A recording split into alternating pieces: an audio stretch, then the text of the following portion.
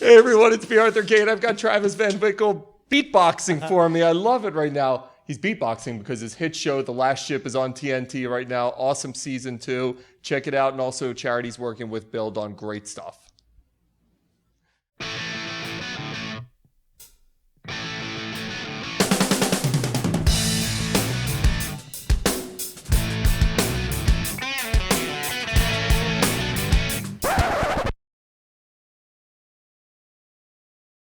Hey everyone, it's me, Arthur Kade. So Travis Van Winkle, you and I were just joking. We need to be like KLG and Hoda and just drink during interviews. What do you think? I think that's the move. I'm already there, man. Talk about The Last Ship, this great show. Man, that show is awesome, and you're part of it, so congrats. Talk to me all about it. First of all, thank you. I don't think that's a good idea to start drinking at, what time is it, 11, 10 a.m.? We must disagree on that one. Agree to disagree. The show, yeah, it's a really action-packed, heartfelt, relevant show. And it's a lot of fun to be on, and it's always exciting to work on, and I love the cast, and I like the way that the story is unfolding this season. It's all good. Everything is good on this show. I'm really, really proud to be a part of it. I love how we get this futuristic look with the military, and also what you guys are doing to represent the military, because I think that's such a big part of what this show does. It's this positive look at the military. But going into season 2, a lot has happened. So talk to me about this new season. And also, I want to talk about the representation in the military's reaction to what the show has brought. Well, I'll start on that. The military reaction has been really great. I got to go to Comic-Con, a couple different Comic-Cons, and, we got to do screenings for the Navy, and they would tell us they're really proud of what we're doing, and we're representing them in the way that they really are. And they say a lot of shows don't do a great job at that. So they're really confirming the work that we're doing is in alignment with their beliefs and their values. So to us, that's amazing to know that, okay, they're happy because we're emulating their life. We're not the ones really going to war. We're not the ones really dedicating our lives. They are.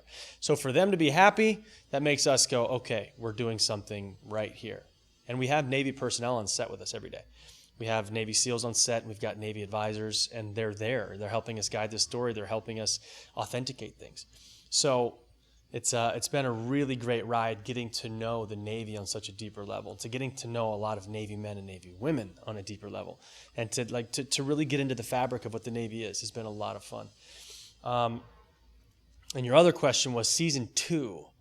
Oh, season 2 goes into some cool directions. This president stuff is crazy, man. Right? Crazy. It's so cool that they go into this whole idea of cult following, and if there are certain people that are immune and they believe that they're like the God-given, the chosen ones to create a new world, it's this idea of power and how man's quest for power and dominance and superiority has really plagued this planet. So on top of being a plague that the show has, this plague that's overtaken the planet, this is also like a plague that's been part of humanity for a long time, and it's this quest to conquer and this quest to set yourself apart and to see these guys, these bad guys. We have the best bad guys on the show, but to see them and what they're doing and how they're really trying to make their mark in the world and not in a positive way, or they think it's positive, but it touches on a lot of culturally relevant things, So I think this season goes into a lot of great lengths into that category. And then also,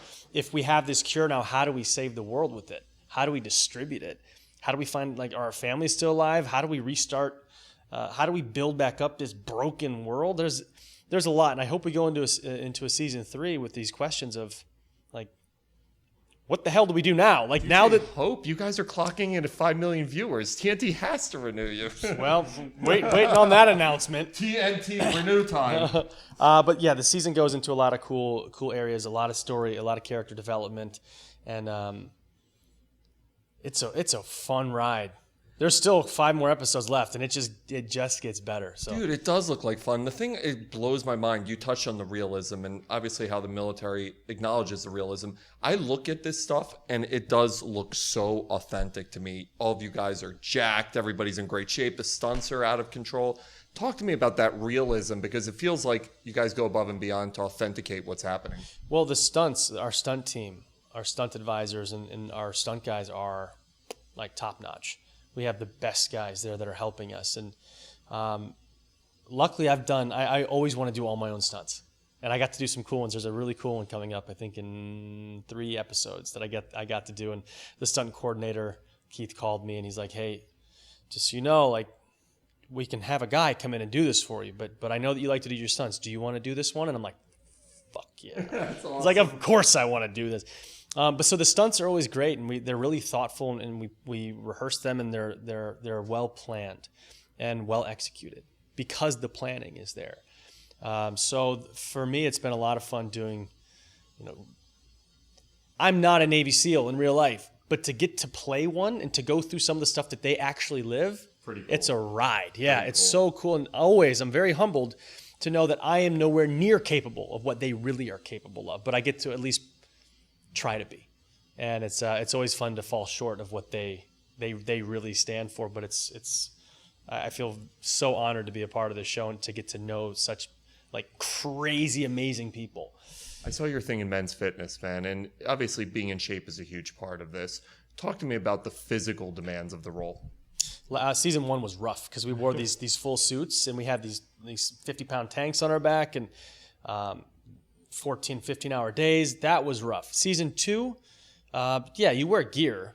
But again, like these real Navy men and women, they wear the gear every day. We're wearing it for like little short periods of time. So there's no room to say like, oh my God, it's heavy.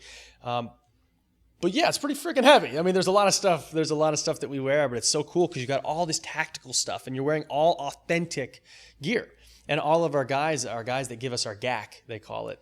They're so pumped up on their jobs. They love what they're doing. They love all the guns and all the different weapons, and they love suiting us up because it's like their kids. They get to play for their job. So cool. Yeah. So it's the energy on set is usually that feeling of like, this is so cool.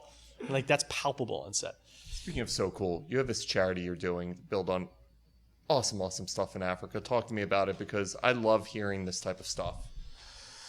Jim Zalkowski started Build On. It used to be called Building with Books, and people were like, "You build with book?" I don't get it. So he changed the name to Build On. So Build On is this nonprofit that goes to a lot of our inner cities here in the U.S. They find kids that are on the verge of gang life, that come from pretty rough backgrounds, broken homes, that don't have the most comfortable economic backgrounds, and they take them and they put them, they have them be of service in their communities.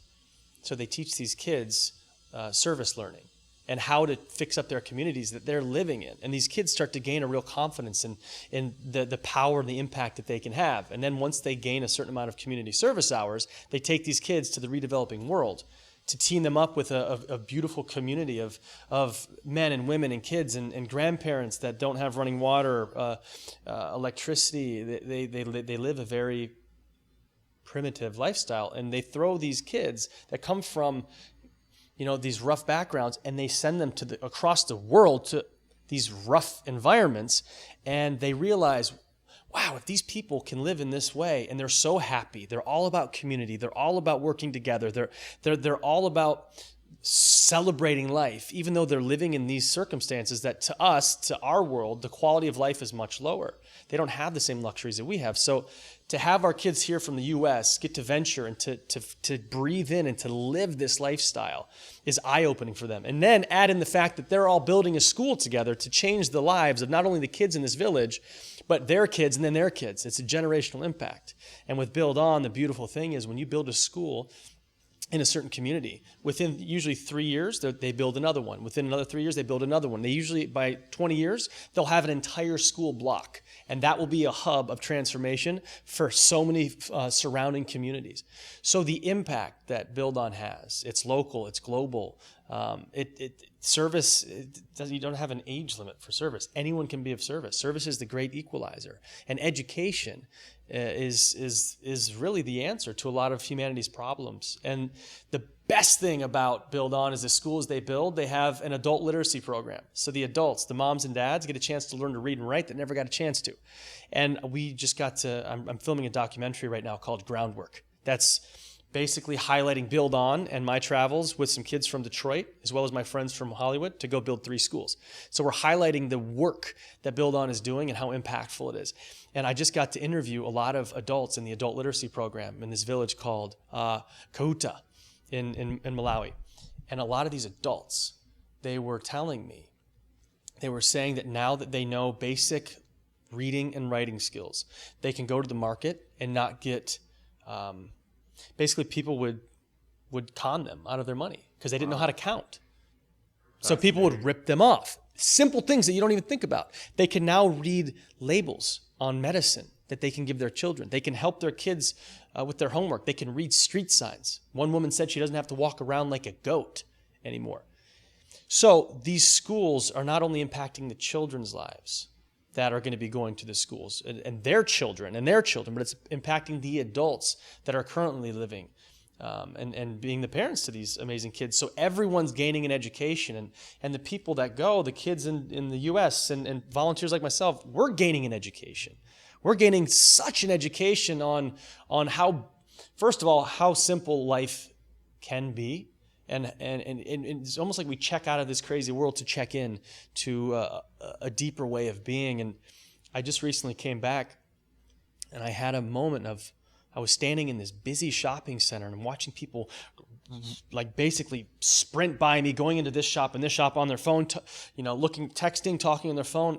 And I'm just standing there watching the world go by and still being a part of the world I was just in Malawi, but then being here and being like,